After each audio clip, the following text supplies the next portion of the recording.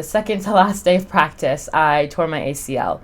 And I had a stepsister who had that previous injury, and I knew the path that was about to come to me, and I was terrified, to say the least. I've had other injuries in the past, and I knew this one was a lot greater, and it completely took a blow. I was already struggling mentally within basketball, and after that, I essentially was tapped out.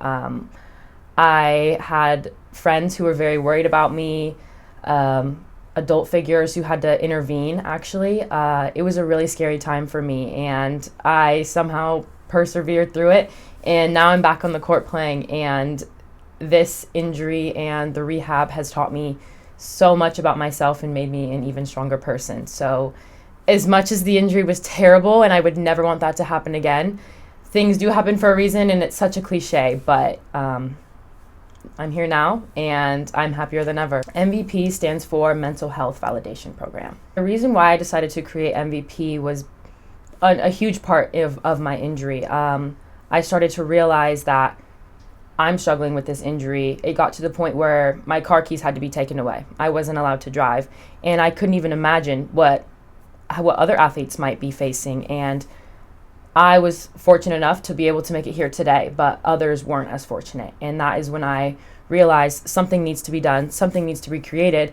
And I wish I had MVP now, or some sort of mental health program that I could have relied on and help push me through my injury in an even easier way, instead of scrapping for all these resources that we do have on campus, but one place in Pamplin that you can rely on. MVP started over the summer is when those ideas started to form. I met with an old friend from UC Davis who is part of a mental health program for sports at her university.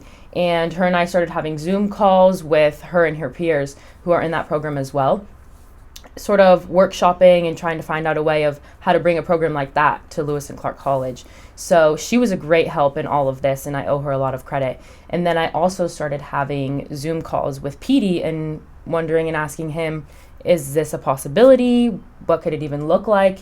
And it was all very bare bones. And then I came into last semester and met with Gina, and I was like, hey, would you like to be my mentor for this? And her and I had been playing around with the idea of maybe creating some sort of program meditation thing for student athletes. And she said, of course, was completely on board.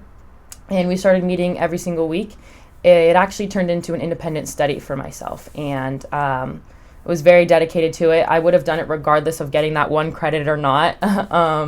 And yeah, she's been a great mentor through all this. Wouldn't have been able to do it without her. We sent out surveys. We had QR codes posted around Pamplin.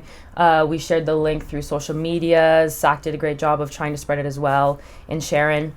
And we had a great response rate of about 25%, which is really great for surveys among the 400 or so student athletes that we have here on campus. And the survey really demonstrated the need for a mental health program. And that was even one of the questions. Would you like to have seen this program?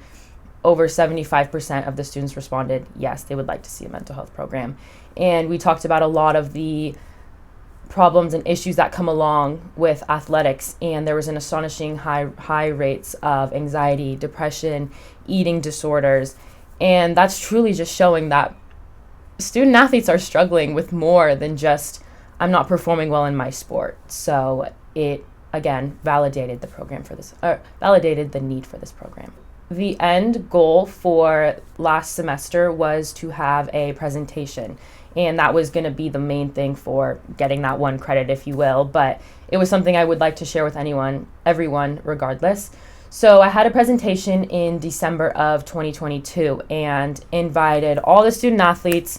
Unfortunately, it wasn't a super high turnout rate, but I did have President Robin there, Sharon Sexton, Mark Petrock, so still really big figures who were in the room that day, and created about a 20-minute presentation sharing the survey results, sharing statistics from NCAA athletes or other collegiate athletes and suicide rates.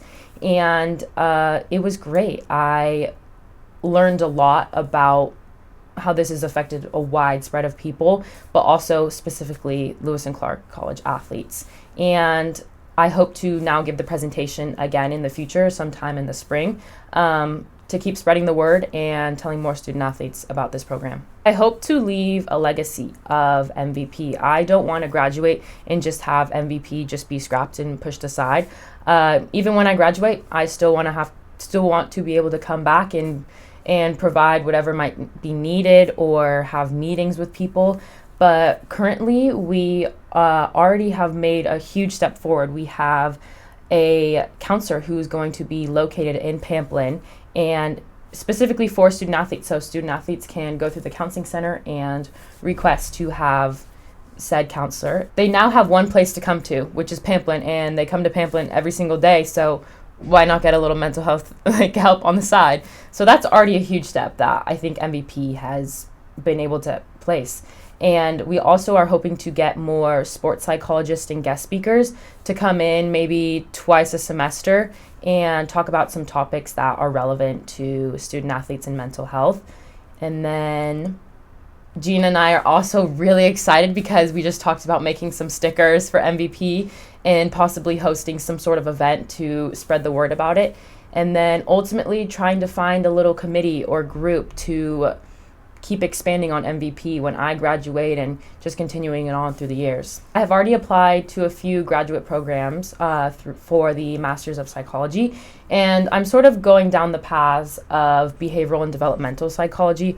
Ultimately, I want to be a forensic psychologist, but again, I'm definitely not opposed to still working in mental health, sports psychology as a whole. I know that's something I can always fall back on, and I really genuinely have a passion about it. So I'm excited to see what the future holds for me, but I love learning, and graduate school offers me the opportunity to keep going.